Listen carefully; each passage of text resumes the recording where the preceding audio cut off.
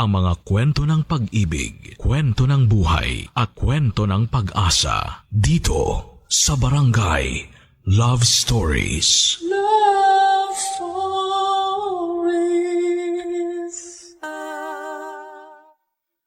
Ang halaga ng mga anak ay hindi lamang nasusukat sa kaya nilang ibalik sa naging sakripisyo ng mga magulang. Ang pagtrato sa kanila ng pantay ay paraan din ng pagpapakita ng tunay na pagmamahal na tanging ama't ina lamang ang makapagbibigay. Ikaw, kabarangay, sa anong paraan mo naramdaman na mahalaga ka sa iyong mga magulang? Dear Papa Dudut, magandang araw po sa inyo at sa lahat ng mga nakikinig ngayon sa Barangay Love Stories. Tawagin niyo na lamang po ako sa pangalang RJ. 27 years old na po ako nang magsimula ang aking kwento. Isa po akong introvert. Mahiyain na po ako mula pagkabata, kaya naman kahit consistent honor student naman po ako ay halos hindi pa rin ako napapansin ng nanay ko. Mas napapansin niya sina kuya at yung bunso kong kapatid na parehong sporty at achiever din sa eskwelahan. Gusto ni nanay na maging accountant ako pero dahil mahiyain ako, ay hindi kaagad ako nakahanap ng trabaho. Parang ikinulong po ako noon sa sarili kong bahay, Papa Dudut. Hindi naman po talaga yon ang kurso na gusto ko pero si nanay ang pumili noon para sa akin dahil malaki raw ang sweldo ng mga accountant. Akala ko naman ay sosuportahan niya ako pero mula na mag-aral ako ay kinailangan ko pang mag-part-time job para may ipang gastos ako sa kolehiyo. Madalas din akong rumakit noon hanggang sa pinasok ko ang freelancing kahit na estudyante pa lamang ako. Dahil doon, Papa Dudut, ay nagkaroon ako ng allowance at nagkaroon ako ng sapat na panggastos. Hindi na ako umasa pa sa sustento ni tatay dahil si nanay din ang humahawak noon. Papa Dudut, nakatapos ako ng kolehiyo ng sariling sikap lamang. At nang mag-decide ako na ituloy ang freelancing ay hindi yun nagustuhan ni nanay dahil maliit pa ang kinikita ko noong time na yon. Samantalang si kuya ay sumasahod na ng 50,000 pesos kada buwan. At yung bunso naming kapatid ay consistent sa pagiging achiever kaya laging napapasaya si nanay. Naging streamer po kasi yung bunso kong kapatid at malaki ang kinikita niya roon kahit nag-aaral pa lamang. Kaya naman halos hindi na ako napapansin ni nanay.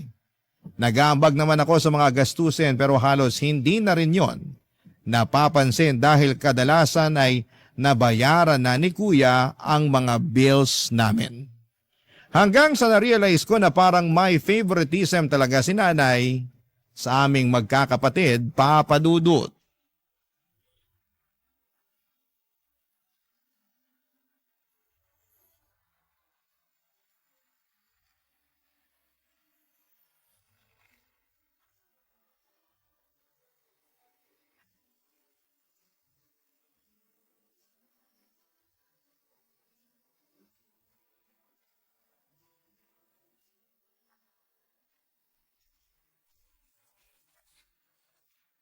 Walang laman yung kasirola. Nay, may ulam po ba kayong naitabi? Ay, wala na. Ubus na. Tulog ka kasi ng tulog dyan eh. Ayan, naubusan ka tuloy. Nagtatrabaho po ako sa kwarto, hindi po ako natutulog lang. So, sinong niloko mo? Lagi kang nagkukulong sa kwarto mo. Tinatawag ka pero wala kang naririnig. Pasensya na po kayo kung hindi ko kayo narinig. Lumabas-labas ka kasi sa kwarto mo para hindi ka nabibingi. Ginagawa mo kasing opisina yung kwarto mong hindi man lang nasisikatan ng araw eh. Di po ako pwede dito sa labas magtrabaho, maingay po rito eh. Ganon? Sa tingin mo nakakaabala pa kami sa'yo? Nakakahiya naman, RJ. Nay naman, hindi po yun yung ibig kong sabihin. Kailangan ko lang po talaga ng tahimik na lugar para sa trabaho ko. Kaya nga po sa kwarto na lang Hindi ako... ako interesado sa ginagawa mo. Kung gusto mong makakain, magluto ka ng sarili mong hapunan. Wala kang kasambahay dito. Ay, magdedelata na lang po ako. Kung ginamit mo sana yung tinapos mo, maganda na sana yung trabaho mo ngayon. Yung kasabayan mo, kumikita na ng 60,000 monthly. Samantalang ikaw, Kulang pa sa sarili mo yung sinisweldo mo. Hindi ko alam kung bakit nagtitiis ka pa dyan sa pipitsuging trabaho mo eh. Samantalang ang daming magagandang opportunity sa'yo sa labas. Nag-iipon lang naman po ako ngayon, Nay. Mag-i-exam din po ako. Kailangan ko lang po masecure lahat ng gagastusin ko. Itutuloy ko naman po eh. Sus! Kahit nga hindi ka na mag-exam, maganda pa rin yung magiging trabaho mo. Ang sabihin mo, kulang ka sa diskarte. Mas gusto mong magmukmok sa kwarto. Bakit hindi mo gayahin yung kuya mo? Ang laki na nang naitulong sa akin. Hindi ko na kailangan problemahin yung mga gastusin dito sa bahay kasi siya na yung bahala. Talo ka pa nga nung bunsong kapatid mo eh. Mas malaki pa yung kinikita kaysa sa'yo. Hoy! Ewan ko nga ba kung bakit nagkaroon ako ng anak na kagaya mo. Darating din naman po ako ron, Nay. O ay kailan pa? Kapag wala na ako. Kapag hindi ko na mapapakinabangan yung pinaghirapan mo. Nagbibigay din naman po ako para dito sa bahay ah. Di nyo lang po napapansin kasi mas malaki yung binibigay sa inyo ni Kuya. Pinagmamalaki mo yung ambag mo rito sa bahay, dilata lang yung kayang bilhin. Tama lang pala na dilata yung ulamin mo. Kasi yun lang naman yung kayang bilhin ng sweldo mo. Ay, sige na po, Nay. Simula po ngayon, ako nang bahala sa pagkain ko. Para hindi na rin po makadagdag sa mga problema nyo. Sa susunod, ikaw naman yung magbayad ng kuryente. Ang lakas mo rin kumonsumo pero yung kuya mo yung nagbabayad. Nay, di po ba nag-abot ako sa inyo ng 2,000 nung nakaraan? Kulang yon. Kaya sa susunod na buwan, ikaw naman yung magbayad. Wala naman pong problema sa akin yun eh. Kung may iba pa po kayong pababayaran sa akin, sabihin nyo lang po.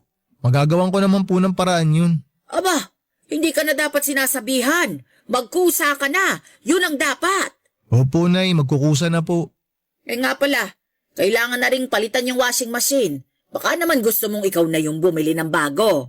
Para may ambag ka naman sa mga gamit dito. Sige po, paglalaanan ko na po sa susunod kong sweldo. Meron pa po ba kayong sasabihin? Maglibot ka rito sa bahay nang makita mo kung ano yung mga kailangan palitan. Alam nga namang lahat na lang sasabihin ko pa sa'yo.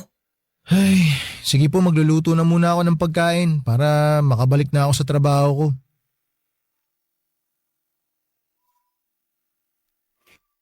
Papadudot sa kabila ng hindi patas na pagtrato ni nanay sa akin kumpara sa mga kapatid ko, ay ginagawa ko pa rin ang lahat para makatulong sa kanya. Sa katunayan, 80% ng sweldo ko ay binibigay ko na kay nanay para wala na siyang masabi. Hindi ko na lang iniisip na hindi ako tinulungan ng nanay ko noong nag-aaral ako sa kolehiyo. Ang mahalaga na lamang sa akin ay may ambag ako sa bahay sa pagbabaka sakaling magbago rin ang pakikitungo sa akin ni nanay. Papadudot, bukod po sa hindi ko naranasang maging paborito ni nanay, ay hindi ko pa rin po nararanasang magkaroon ng girlfriend. May mga nakikilala naman po ako sa social media account ko pero palagi akong nafe-friend zone. Gaya na lamang ni Ederlyn. Naging close kami noong binasted niya ako at sa kanya ako madalas naglalabas ng sama ng loob. At palagi rin naman siyang nagbibigay ng advice. Pinigilan ko naman ang sarili ko na hindi na ma-fall sa kanya pero sa katagalan ay hindi ko na yon napigilan. Lalo na nang mag-decide si Ederlyn na makipagkita sa akin, papadudot.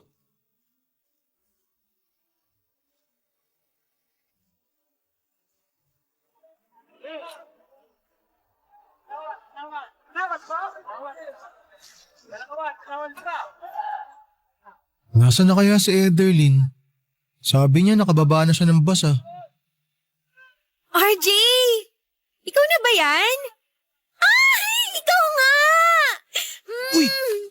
Oh, bakit ganyan yung reaction mo? Wala. Nagulat lang ako.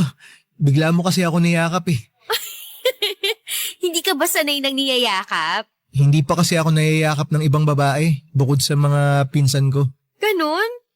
Ito, Bakit mo ako hinalikan sa labi? para ako rin yung first kiss mo. Ha? Pero di ba ayaw mo naligawan kita? Dati yun, kasi hindi pa naman tayo nagkikita sa personal. Feeling ko kasi noon parang ayaw mong makipag-meet, kaya binasted kita. Ayoko naman ng online boyfriend lang. Sorry. Mahihain lang kasi talaga ako. Kita ko nga, Pero wag kang mag-alala, ako na lang yung mag-a-adjust para sa'yo. Perfect kaya tayo. Isang introvert at isang extrovert. Magtatagal ka ba rito? Hindi, ilang araw lang ako rito. Gusto lang talaga kita makita, tsaka para matupad na rin yung mga travel goals natin. Sabi mo, itutour mo ako dito sa Ilocos. Gagawin ko naman yun. Ang kaso, hindi kita madadala sa bahay. Okay lang ba kung ihanap na lang kita ng pansamantalang matutuluyan mo? Don't worry, okay lang naman sa akin na mag-hotel na lang muna. Ilang araw lang naman eh. Ako nang bahala sa pang-check-in mo. Huh? Hindi, no, ako na. May budget ako para dito, kaya wag mo na akong alalahanin, okay? Basta, ikaw yung tour guide ko. Pasensya ka na talaga. Kung hindi lang sana magagalit si nanay, doon na lang kita patutuluyan sa bahay. Ano ka ba? Okay lang talaga. Mas mag-worry ako kung mag-aaway pa kayo ng nanay mo dahil sa pagtuloy ko sa inyo. Ay, salamat at naiintindihan mo. Tara, samahan na kita mag-check-in. Okay, pero wag ka na muna umuwi ah. Samahan mo muna akong kumain. Siyempre naman kakain tayo. Kung gusto mo, simulan ko na ngayon yung pag-tour ko sa'yo eh. Bukas na lang. Medyo pagod pa kasi ako sa biyahe. Ang layo kasi. Sabi ko kasi sa'yo, ikaw na lang pupuntahan ko. Sorry, pero kapag hinintay ko pang ikaw yung pumunta sa akin, baka hindi pa rin tayo nag-meet until now. Ganun ba talaga akala mo sa akin? Honestly, oo. Paano kung sabihin ko sa'yong may nahanap na ako matutuluyan sana sa San Pedro? Eh di sorry kung na-judge kita. Pero ngayon, gusto ko lang ipaalam at linawin sa'yo na binabawi ko na yung pang-reject ko sa'yo noon. Tayo na! Ha? Tayo na? Aha. Salamat ha. Akala ko kasi talaga wala nang pag-asa na maging tayo eh. Pwede ba akong yumakap? Kanina pa nga ako naghihintay oh. Papadudod, sa totoo lang ay halos lumubog na ako sa kahihiyan tuwing naaalala ko kung paano ko hinarap si Ederlyn sa unang beses ng pagkikita namin. Hindi ko rin inaasahan na sa araw na yon pa niya ako sasagutin. Nakakahiyaman na siya pa mismo ang pumunta sa akin ay natuwa na rin ako dahil finally ay nagkita na rin kaming dalawa ng personal. Dahil bungangera ang nanay ko, gustuhin ko mang doon na lamang sa bahay magstay si Ederlyn, ay hindi ko na po ipinagpaalam pa kay nanay dahil alam kong hindi rin naman siya papayag. Sinamahan ko na lamang siya para mag-check-in sa isang hotel. Medyo may kalayuan yon sa amin pero sabi ko sa kanya, ako na lamang ang pupunta sa kanya para hindi na siya masyadong maabala. Papadudot, bukod sa vlogger at dati ring virtual assistant si Ederlyn, ay may kaya po ang pamilya niya. Parehong nasa medical field ang mga magulang niya. At yung panganay naman niyang kapatid ay kapapasa lamang sa bar exam. Hospitality management ang tinapos ni Ederlyn pero mas gusto niyang mag-vlog. Sinubukan niya lang maging virtual assistant dahil sa akin at para masabi sa parents niya na may trabaho naman siya. Pero sa kabila ng estado nila sa buhay, kahit minsan ay hindi ko nakita ng kaartihan si Ederlyn. Kaya naman mas lalo ko po siyang nagustuhan. Ang problema, akala ko ay matutuwa ang nanay ko kapag naipakilala or nagpakilala na ako ng babae sa kanya gaya ng ginawa ng kuya ko. Pero nang dalhin ko sa bahay si Ederlyn para makilala ni nanay ay pinahiya ako nito sa harapan mismo ng girlfriend ko, Papadudot. Barangay Love Stories. Barangay Love Stories. Papadudot, panay ang hingi ko ng sorry kay Ederlyn dahil sa naging pakikitungo sa kanya ni nanay. Sinabihan kasi ako ng nanay ko na hindi raw siya interesadong makilalang babaeng kasama ko dahil dagdag palamunin lang daw sa bahay. Yon ay kahit na ipinaliwanag ko sa kanya na hindi naman makikitira o makikituloy man lang sa amin si Ederlyn. Masyado ko nasaktan sa ginawang yon ni nanay at umabot na sa puntong sumama ng husto ang loob ko sa kanya. Papadudot, ng minsang bumisita sa amin, yung tita ko na kapatid ni nanay ay may naikwento ito sa akin na hindi ko inaasahan. Noong ipinagbubuntis pala ako ng nanay ko ay nagkaroon sila ni tatay ng malalang pag-aaway. Hanggang sa naisip ni nanay na ipalaglag na lamang ako dahil halos hindi na sila magkaayos noon. Pero nangako si tatay na mananatili sa tabi ni nanay hanggang sa maipanganak ako, kaya hindi yun natuloy. Naging okay ulit ang pagsasama nila hanggang sa ipagbuntis naman ni nanay ang bunso naming kapatid. Pero noong malalaki na kami ay tuluyan na silang nagkahiwalay. May iba ng partner ang tatay ko pero si nanay ay mas piniling hindi na lamang maghanap ng ibang lalaki. Sabi niya mas gusto niya raw na ituon ang atensyon niya sa mga anak niya. Pero parang nakalimutan naman niya na anak niya rin ako, Papa Dudut.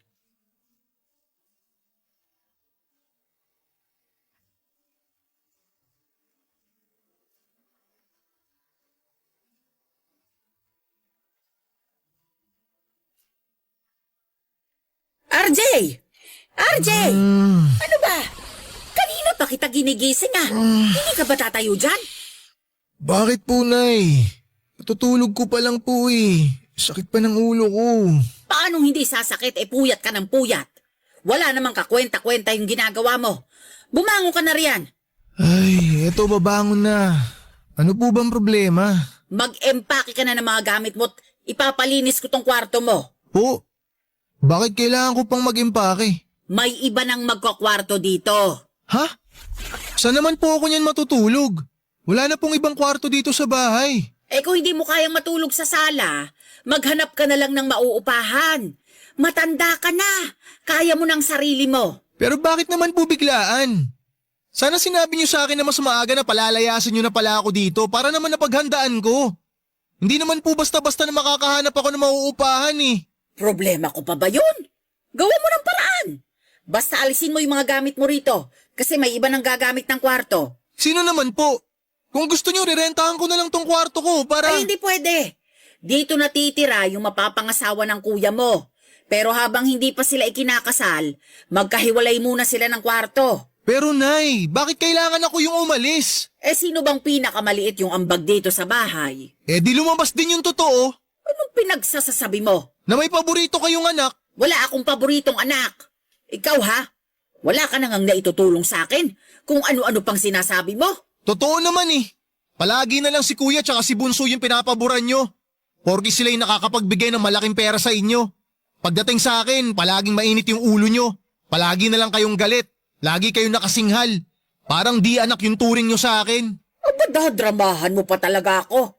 Ako yung magdedesisyon kung hanggang kailan ka lang pwedeng manatili sa bahay na to. Kaya bilisan mo na ang pagkilos dyan. Darating na mamaya yung girlfriend ng kuya mo. Mas pipiliin nyo pa talagang patirahin yung ibang tao dito kaysa sa sarili nyong anak? Grabe naman kayo, Nay. Pwede namang sinakuya yung mga upahan kung balak talaga nila magpakasal. Tsaka hindi lang naman po sa inyo tong bahay eh. Si tatay po ang nagpatayo nito kaya may karapatan akong tumira dito. Yung girlfriend ni kuya, meron ba? Hindi naman po siya parte ng pamilya. Pues ngayon, parte na siya ng pamilya. Kaya may karapatan na siya. At ikaw, total naman paalamunin ka lang dito sa bahay. Mas mabuti nang magsarili ka na nang matuto ka naman. Sige po, aalis ako rito. Patirahin nyo kung sino mang gusto nyong patirahin dito sa bahay nyo. Pero hindi na ako makikihati sa mga gastusin. Tsaka hindi na ako aasa na itatrato nyo ako na parang anak nyo rin. Kasi ganyan na kayo dati pa. Hindi kayo patas sa amin. Pero magantay lang kayo. Patutunayan ko sa inyo na kaya ko pang higitan yung ginagawa ng mga paborito nyong anak. Sinasabi ko sa inyo, balang araw, Nay, kakailanganin nyo rin ako. Papa Dudut, nadala na po ako noon ng emosyon ko kaya nasabi ko yon kay nanay. Hindi ko po kasi matanggap na mas gusto pa ni nanay na magpatira sa bahay namin nang hindi niya naman kadugo. Samantalang ako na ginagawa ang lahat para makatulong sa kanya. Kahit na matagal na niyang pinaparamdam na kinalimutan na niya ako bilang anak, ay hindi niya man lang binigyan kahit katiting na konsiderasyon. Nagmukha akong kawawa noong araw na pinalayas niya ako. Nag-offer naman sa akin yung mga pinsan ko na sa kanila muna tumira pero tumanggi ako dahil kapag nalaman niyo ni nanay, ay hindi niya titigilan ang pangiinsulto sa akin. Pansamantala ko na lamang na iniwan sa kanila yung mga gamit ko habang naghahanap ako ng paupahan. Nang malaman ng girlfriend kong si Ederlyn na pinalayas ako ni nanay, sinabi niya sa akin na mangupahan na lamang daw kaming dalawa para makabukod na rin siya sa parents niya at magkaroon ako ng ka-share sa renta habang nag-iipon. Hindi naman ako nagdalawang isip noon dahil paraan na rin yon para makalayo kina nanay. Ipinamigay ko na lamang yung iba kong mga gamit, kaunti lang yon dinala ko at kasama na roon yung mga gamit ko sa trabaho. Nakapagsimula ako at nagkaroon ng payapang buhay nang hindi kasama ang nanay ko, Papa Dudut.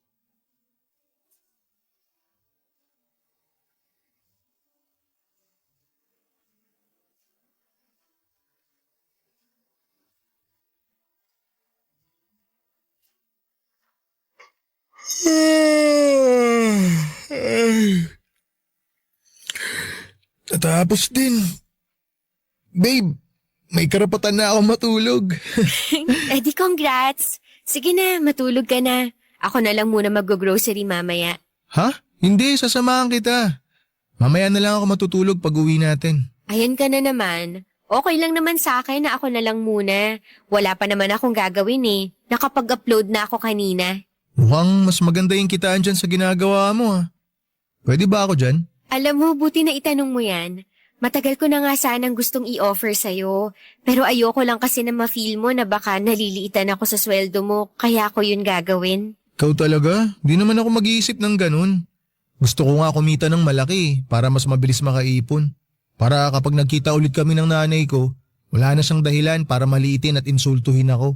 Nga pala, hindi ka man lang ba kinukumusta ng mga kapatid mo? Bakit naman nila ako kukumustahin? Sa sobrang masunurin nila kay nanay, baka nakalimutan na talaga nila ako. Tsaka di rin naman ako umaasa.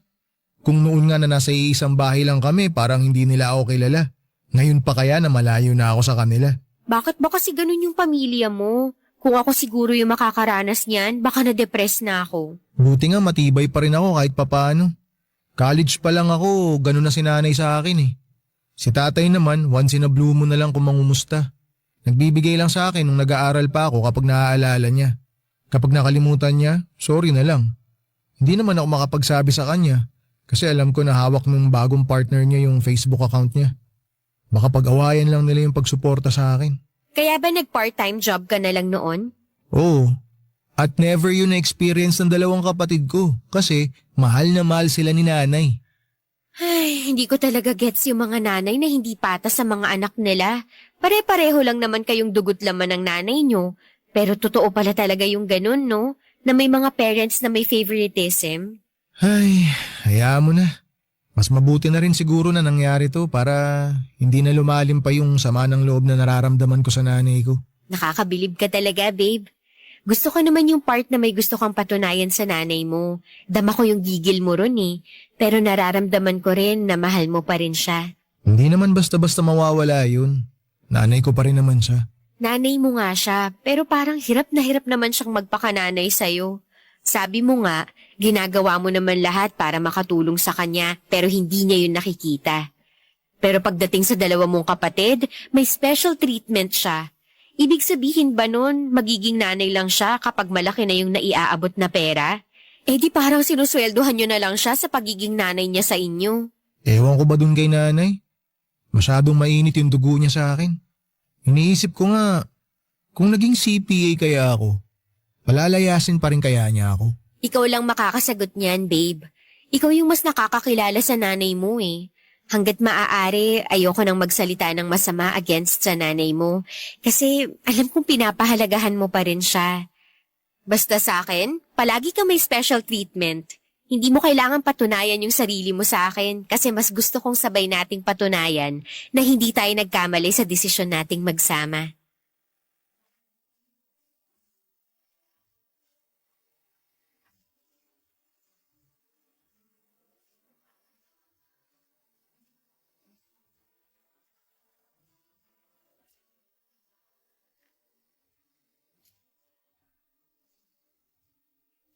Papadudot, parang nagkaroon ako ng kalayaan at kakaibang saya mula nang palayasin ako ni nanay. Nagsama po kami ni Ederlyn pero kahit na nasa iisang bubong lamang kami, naglagay pa rin kami ng limitasyon para sa isa't isa. Alam ko na may pangarap pa si Ederlyn at ganon din naman ako kaya nagkasundo kami na career muna ang ipopursu namin bago ang pagkakaroon ng sarili naming pamilya. Papadudot, isinama ako ni Ederlyn sa pagbablog niya. Mahilig kasi siya sa mga riding adventures at pumunta sa iba't ibang mga lugar kasama ang mga pinsan niya. Libangan niya lamang daw yon noong una hanggang sa dumami ang kanyang followers and subscribers. May account din siya sa iba pang streaming platforms at kumikita rin siya sa pagla-live doon. Nakabili siya ng may kamahalang motor na ginagamit niya sa pag-rides. Nahiya ako noong una dahil wala naman akong big bike na kagaya sa ginagamit nila. Pero pinahiram ako ni Ederlyn ng pera para makabili ako ng sarili kong big bike, Papadudot. Binayaran ko naman yon sa kanya nang magkaroon ako ng share sa mga kinikita niya. Mula nang isama ako ni Ederlyn sa mga vlogs niya, ay unti-unti na rin nawala yung pagiging mahiyain ko. Nagagawa ko na rin mag-live at doon ko naranasang makatanggap ng mga virtual gifts na pwede palang i-convert sa cash. Dahil streamer din yung bunsong kapatid ko, nakarating kay nanay yung ginagawa ko at hindi ko inaasahan. Ang ginawa niya, Papadudot. Barangay Love Stories. Barangay Love Stories. Papadudot, nung nakakuha kami ni Ederlyn ng mga endorsement, naisipan naming magnegosyo na rin habang ipinagpapatuloy ang pagiging vlogger namin. Dahil hindi naman habang buhay yung swerte namin doon. Nagkaroon kami ng sarili naming shop ng motorcycle parts. Pero dahil hindi naman kalakihan ang kinikita namin doon ay naisipan na rin naming subukan yung custom apparel printing at hindi naman namin pinagsisihan ang naging resulta. Sinuportahan kami ng mga kasama namin sa Riders Club at ng mga naging kaibigan namin ni Ederlyn. Hindi talaga namin nakalaing magbo-boom yung business namin na yon kaya medyo binawasan na namin ang oras sa vlogging para magkaroon pa rin kami ng sapat na pahinga. Matapos nga ang 3 taon sa dami ng mga magagandang nangyari sa buhay ko, mula nang magsama kami ni Ederlyn ay hindi ko na alam kung paano ko pa siya mapapasalamatan. Papadudot, sinamahan niya ako sa mga panahong down na down ako. At wala pang maipagmamalaki. Sa mga panahong yon, ay hindi niya pinaramdam sa akin na siya ang mas may pera.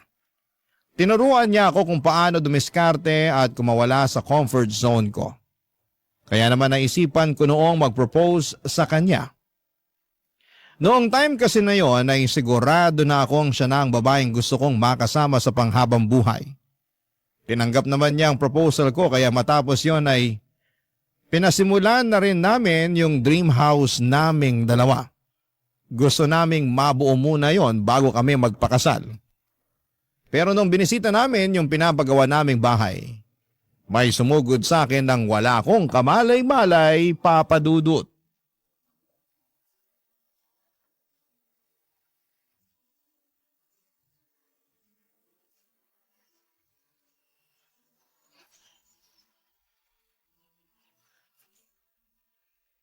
Mukhang matagal-tagal pa bago matapos tong dream house natin. Oo nga mukhang kailangan pa nating doblehin yung sipag sa pagtatrabaho. Wala namang problema yon. Kayang-kaya natin yun, babe. Pero kapag magkakaanak na tayo, hindi na pwede yung ganun ha. Ayoko ma-stress ka masyado. May 1 taon pa naman tayo, di ba? Madadagdagan pa yung ipon natin. Oh, may dumating. Sino kaya yun? Babe, nanay mo yata. RJ! Nay? Ano pong ginagawa niyo rito? Binibisita ka. Mukha kasing nakalimot ka na. Ano? Porket mapera ka na ngayon. Kinalimutan mo ng may nanay at mga kapatid ka pa. Kinalimutan? Nay, kayo po yung unang nakalimot. Tsaka di ba pinalayas niyo ako sa bahay niyo? Mula nung umalis ako kahit isang beses hindi niyo ako kinumusta. Wala akong natanggap sa inyo. Sa tingin mo, dapat ba akong humingi ng tawad sa'yo? Hindi magulang ang magpapakumbaba para sa anak. Kawalan ng respeto yung pagtalikod na ginawa mo sa amin. Alam niyo, Nay, kung kawalan ng respeto lang din naman yung pag-uusapan, kayo po yung unang gumawa nun sa akin. Ginawa ko naman po lahat ng makakaya ko para makatulong sa inyo pero ni minsan, hindi nyo pinaramdam sa akin na may halaga ako sa inyo. Inalagaan kita mula pagkabata. Binuhay kita. Kahit na hindi kami maayos ng tatay mo noong ipinagbubuntis kita. Hindi pa ba pagpapahalaga yun? Binuhay nyo nga ako, oo. Pero hindi ko naman naramdaman na may nanay ako. Palaging sina kuya at saka si Bunso yung iniintindi nyo. Oh, nung kayo yung pumili ng course ko sa college, akala ko susuportahan nyo ako. Pero iiwan nyo lang pala ako sa ere. Nakalimutan nyo na po, Nay? Ako yung nagpaaral sa sarili ko. Naramdaman ko lang naman na nanay ko kayo nung graduate ako ng college eh. Mas kailangan ng kuya mo yung suporta ko noong panahong yon. Isa pa, nakakuha ng scholarship yung mga kapatid mo, kaya nakapag-aral sila sa private university. Nay, libre yung tuition fee dun sa college na pinasukan ko. Kahit konting panggastos lang sana. Humihingi naman ako kay tatay pero sa inyo niya ibinibigay. May binigay ba kayo sa akin? Wala. Puro kay kuya nyo lang naman ginagastos lahat ng mga inaabot sa inyo ni tatay na para sa akin. Kaya tama lang na bumawi siya agad sa inyo nung makapagtrabaho na siya. Kaya ba ngayong kumikita ka na ng malaki ay nagmamayabang ka na? Hindi ka makakarating sa kinalalagyan mo ngayon kung hindi kita iniluwal. Utang mo sa akin ang buhay mo. Alam nyo, Nay, kung pera lang naman yung gusto ninyo, pwede naman kayong manghingi eh. Hindi ko naman kayo pagdadamutan. Pero yung sinasabi nyo na utang na loob ko sa inyo yung buhay ko? Sige, sabihin na natin na totoo yon kasi binuhay nyo ako. Pero kung may choice lang ako nun, hindi ko naman gugustuhin na mabuhay na kulang sa pagmamahal ng isang ina eh. Kaya nyo naman magbigay ng pagmamahal eh. Nagawa nyo nga sa mga kapatid ko. Pero bakit pagdating sa akin ang damot-damot nyo? Ano po bang nagawa ko sa inyo? Papadudot na tahimik na lamang po noon si nanay at napilitang umalis dahil sa sagutan naming yon. Pero bago siya umalis ay sinabihan ko siya na mag-transfer na lamang ako ng pera sa bank account niya. Bukod sa nasaktan ako sa mga sinabi ng nanay ko ay nalungkot po ako sa katotohanang naalala lamang ako ng nanay ko dahil may pera na siyang mahihingi sa akin. Nagbingi-bingihan po siya sa mga saloobin ko gaya ng ginagawa niya noon. Matapos ako mag-transfer ng pera sa account ni nanay ay minessage niya ako sa Facebook at pinipilit na doon na lamang ulit tumira sa bahay. Pero nang pinanindigan kong bubukod na ako dahil balak na naming magpakasal, ni Ederlyn ay hindi naman yon nagustuhan ni nanay. Nalaman ko na lamang na nag-post na pala siya sa Facebook para paringgan ako. Nabasa naman po yon ng mga kamag-anak namin at kinampihan nila si nanay. Dinilit naman po ni nanay yung Facebook post niya pero wala na rin pong silbi yun dahil masama na ang tingin sa akin ng mga kamag-anak namin. Papadudot nalaman ko na lamang na wala na pala sa bahay namin yung girlfriend ni kuya dahil pinalayas daw po ito ni tatay nang minsang bumisita siya roon. Sinabihan niya raw po si kuya na bumukod na kung balak nitong bumuo ng sariling pamilya. Wala naman pong nagawa noon si nanay kaya napilitan ng umalis doon si kuya. Yan ang mga ganap, Papadudot.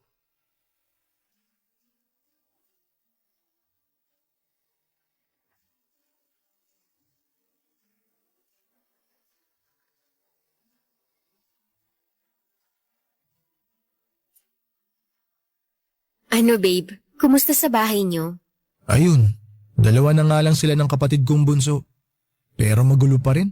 Bakit naman? Yung bunso kasi namin natutong bumarkada. Porke maagang kumita ng sariling pera, lumaki yung ulo. Hindi na nakikinig kay nanay. Kaya ngayon, bukod sa hindi na nakakapag-live streaming, hindi pa pumapasok sa school, kaya dropped out ang kinahinatnan. Gusto ni nanay na pagsabihan ko yung kapatid ko, hindi naman makikinig sa akin yun. Nangihingi siya ng suporta. Pag-aralin ko raw hanggang makatapos ng college. Anong sinabi mo sa nanay mo? Pumayag ka ba? Wala naman sanang problema sa akin yun kasi kaya ko pang diskartehan pero hindi ko naman nakikita sa kapatid ko na gusto niya mag-aral eh. Halos hindi na nga umuwi sa bahay. Yung tatay mo, ayaw na bang suportahan yung kapatid mo? Ayaw na eh. Wala na raw siyang ganang suportahan yung ganong katamad mag-aral. Hindi ko naman siya masisisi.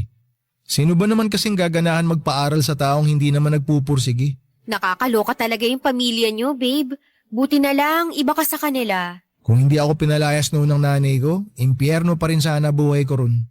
Ano palang plano mo? Makikipag-ayos ka ba sa nanay mo? Ay, hindi ko alam babe. Parang kahit ano namang gawin ko, masamang anak pa rin ang tingin niya sa akin eh. Pero nagbibigay ka naman ng pera sa kanya, di ba? Oo, nagbibigay pa rin ako. Hindi ko siya pagdadamutan. Pero di na ako umaasang magkakaayos pa kami. Di na rin ako umaasa na mararamdaman ko pa na mahal ako ng nanay ko. Buti pa nga si tatay kahit na para siyang kabuting pasulpot-sulpot lang sa bahay. May malasakit pa rin siya sa akin. Sorry ha, pero kaya lang naman kayo nagkasira-sira kasi masyadong mukhang pera yung nanay mo. Hindi kaya yun din yung dahilan kaya sila naghiwalay ng tatay nyo? Hindi ko alam kung ano talagang dahilan ng paghihiwalay nila. Pero sa nakikita ko, mukhang ganun na nga. Tsaka kung titingnan si tatay, hindi rin niya pinagsisisihan na hiniwalayan niya si nanay. Masaya na siya sa bago niyang partner. Tsaka okay naman kami ni tatay. Tinanggap ko na lang na iba na yung priority niya. Pero ang importante, naaalala niya pa rin na may mga anak siya kay nanay. Pero yung nanay mo, sa tingin mo ba, wala na talagang pag-asa na maayos yung relasyon nyo? Paano kapag ikakasal na tayo, hindi mo ba siya iimbitahin? Sa totoo lang, di ko alam. Baka mag-skandalo pa siya sa simbahan pag nagkataon eh. Alam mo babe, mas maganda pa rin talaga na magkausap kayo ulit. Yung mas mahinahon at mas maayos na pag-uusap para maintindihan niyo yung isa't isa. Ang hirap kasi na may mabigat ka pa ring dala-dala kasi hindi maayos yung relasyon yung mag-ina. Alam ko naman na hindi ikaw yung nagkulang. Pero subukan mo lang na ikaw ulit yung lumapit sa kanya. Baka sakaling lumambot yung puso niya sa'yo. Ay, sige, susubukan ko. Basta babe, kahit anong mangyari dyan sa gagawin mo, nandito lang ako. Hindi ako makikialam sa pag-uusap niyo kasi baka mas lalo lang gumulo. Lalo na hindi ako gusto ng nanay mo. Oo babe, huwag ka nang makialam. Ayoko rin kasi na madamay ka sa gulo na meron yung pamilya ko eh. Tsaka wala ka namang kailangang gawin. Yung suporta mo pa lang sa akin, sobra-sobra na. Kaya kung hindi man ako sinuwerte na magkaroon ng masayang pamilya, kayang gawa ng paraan yun. Bubuo na lang tayo ng dream family natin. Papadudot mula nang mawala sa bahay si kuya ay hindi na ito nagbigay pa ulit ng pera kay nanay. Kaya naman sa akin na palaging nangungulit ang nanay ko. Nangungumusta naman siya pero bago pa man ako makasagot, ay may kasunod na kaagad na hihingi siya ng pera. Kahit nag-uusap na kami at sinusubukan kong makipag-ayos sa kanya, ay parang wala pa rin namang nagbago sa relasyon namin. Mas gusto pa rin niyang makasama si kuya. Nabalitaan ko kasi na pinupuntahan niya si kuya sa inuupahan nito at minsan ay naglilinis pa doon. Pero kahit na hindi na nagbibigay sa kanya si kuya ay hindi niya ito pinagsasalitaan ng kagaya sa ginagawa niya sa akin. Hanggang sa pagkakataong yon ay pinapakita pa rin niyang favorite niya si kuya kahit ako na ang sumusuporta sa kanya. Pero noong malapit na ang kasal namin ni Ederlyn, nagulat na lamang po ako noong dumating si nanay sa bahay namin. Umiiyak siya at gustong humingi ng tawad sa mga nagawa niya sa akin. Nalaman ko na itinaboy pala siya ni kuya at ipinahiya sa harapan ng girlfriend nito nang masunog ni nanay nang hindi sinasadya ang kabibili nitong damit. Sino ba naman po ako para hindi ko patawarin ang nanay ko, Papa Dudut?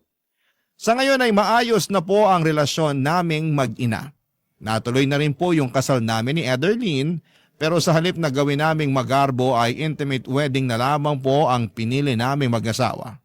At syempre kasama ko po roon ang dalawa kong magulang.